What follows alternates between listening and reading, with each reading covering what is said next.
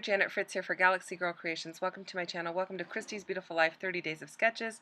The sketch we are using today comes from Scrapbook Challenges, and I stayed pretty true to the sketch. There's a few modifications I made, but not too many.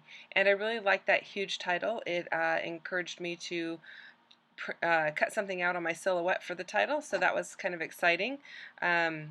I don't use it often enough, so I'm really excited when I do use it.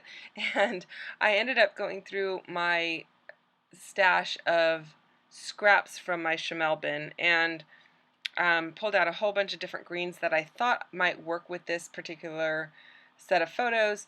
And I really actually like the photos on the blue there, but I don't end up using it on the blue. I end up using the green. The object that my grandson is looking at in the photos is a banana slug, and he's got it on a piece of bark. His mom put it on a piece of bark so that he could hold it and look at it. He's super gentle with all kinds of bugs and things like that. So he also knew not to touch it because they're very, very sticky. And so he's just kind of examining it. And this is a layout that I am going to end up putting a QR code on, because we have a video of him talking about the banana slug that he got to see and hold. So I wanted to pull in these greens, especially these, I'm not sure what you would consider that color, these yellowy greens, because the one that I'm cutting right now is actually the same color as the banana slug. So I thought that would be a really nice to have them match. It really kind of makes the banana slug in the photo pop, and it puts the emphasis on the slug. So I don't know what I'm trying to say there, but that is probably the best way to describe it. And then I'm just checking to see if I have enough of this particular green color to fill in those other two spots. Now on the sketch, all of the squares are the same size. Mine are not the same size. I have two photos that are landscape and one that is vertical, and so I am just cutting my papers to fit to create that same 6-part grid that is on the right hand side of the layout. Now, because my photos are smaller, they are not going to take up the entire right hand side of the layout, and that's okay. That doesn't bother me at all. We're just going to make that portion smaller, and then everything will get mounted onto another sheet of paper to take it up to 12 by 12. So I'm going to mat everything on the black, and I really like how that looks. I like the little black border. There's a lot of dark undertones in those photos, so I think it looks really nice. And I'm just marking where these papers need to be cut so that it forms a grid and keeps everything so that when you have all the gaps the same, the outside of the layout will be all flush. I don't want some things, sticking out further than the other. I want everything matted with the same reveal all the way around, and I like how that looks. And then I started looking into what background paper I wanted. I went through my Chamel bin, and I came up with a couple of different options, but what I end up with is kind of surprising. It's red polka dot, and somehow it works. And I actually took it out to my husband. I had several different sheets of paper, some of which were not red at all. They had like leaves on it and stuff like that, and we both agreed this red with the greens works really well. It doesn't look Christmassy, at least not to my eye, and so I really liked it. And so I used this really big bold font to create the title Banana Slug, and I really like how that looks. And while I go ahead and put that together, let me just tell you a little bit about the 30 Days of Sketches. We have a ton of people playing along, and they are playing along on Instagram and on YouTube.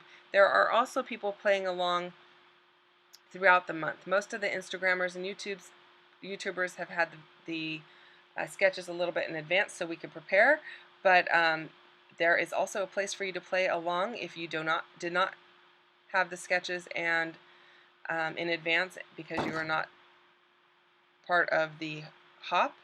Um, so if you are inspired by these videos and Instagram posts that you are seeing with a whole bunch of people playing along in different ways, there is a Facebook group for that. So it is going to be down in my description box. You can go and post your layouts over there and share them. That's super exciting for all of us to see. We really enjoy checking all of that out.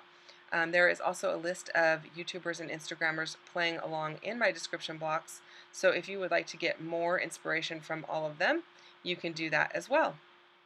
So I thought it would be fun to add an additional element here in the sketch. It just has a scallop border there, but I decided to add an additional green piece there, but I'm going to punch that with my paper edger punch, and I like the way that it looks. I'm just using the leftover paper, as you can see there, and I'm testing it out to see if I'm going to like the way that it looks, testing it on that little piece of paper, and I do really like that. So I'm going to do the entire edge that way and have that black sticking out behind it. I didn't really want the green necessarily right up against the red because I thought that would take it to a like a Christmassy kind of a look. I like the barrier of the black between it, and I'm super happy with the way it turns out. I do purposely put that just slightly off kilter, and then the black is slightly off kilter as well, just to have a little bit of imperfection to it. And I think that's because with the notebook edged paper, when you have a stack of papers on your desk, they are not all lined up perfectly. You know, they all stick out at different angles. And so I thought that works really well there. And then I'm kind of playing with where I want it on this red, because I know I'm going to put the red on top of black as well.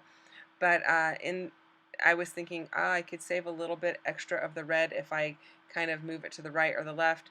And then I don't really do that.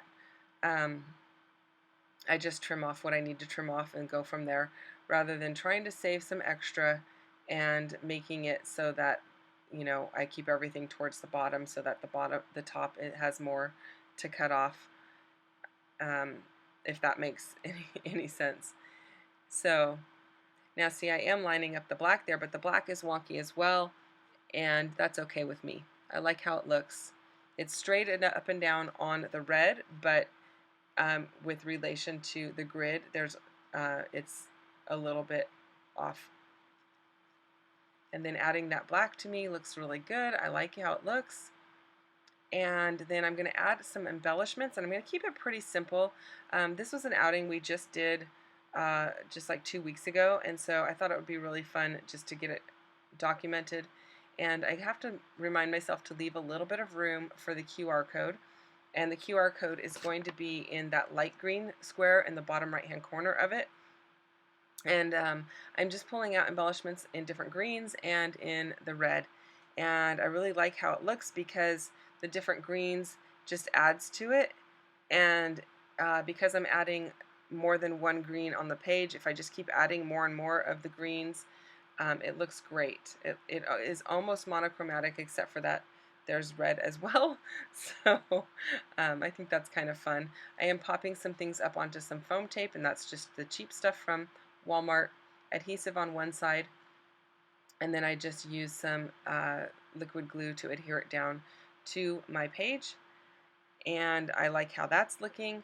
I pulled in these two cameras. The camera on the top there, you can't really see it, but I am going to ink it so that it pops a little bit more, and in real life you can actually see it a lot better. I know the green on green, it's hard to see in the video here, but you can definitely see it on the layout in real life. And I'm keeping these two embellishment clusters really simple. It's just going to have the cameras, a couple of word phrases, and that's pretty much it. Just, oh, I am going to add some enamel dots at the end, so you're going to see that coming up before too long as well. And it really bothers me when they leave that white border around your die cuts and your stickers, especially when it's a huge white border. I don't mind it when it's small, but when it's really big, I sometimes like to go and trim it down, because It just makes everything look better when it's trimmed down. I will stamp the date on there, and I am inking everything in black because I am adding all of the black borders to everything, which I think just gives it a very crisp and defined look, and that makes me really super happy because I do like to have a sense of order to my layouts for the most part, and I think it kind of gives it a clean look as well. Now, if you're not familiar with the QR code, it's basically the little square code that you put your camera on, and it will take you to a video or another link or another URL so that you can look something up. In this case, I am going to have a video that's linked. I'm not going to actually put the QR code in the video here or on the stills because that is a private video for our family members, but it will go in that bottom right hand corner, like I said, in the light green square. And if you're interested in finding out more about that, I do have a video on how to do a QR code in on my channel, so you can just Google or just search on the QR code and it should come up. And that's pretty much going to do it. Stills are coming up in just a moment. Thanks so much for watching today, you guys. I hope you have enjoyed it. I'll see you next time.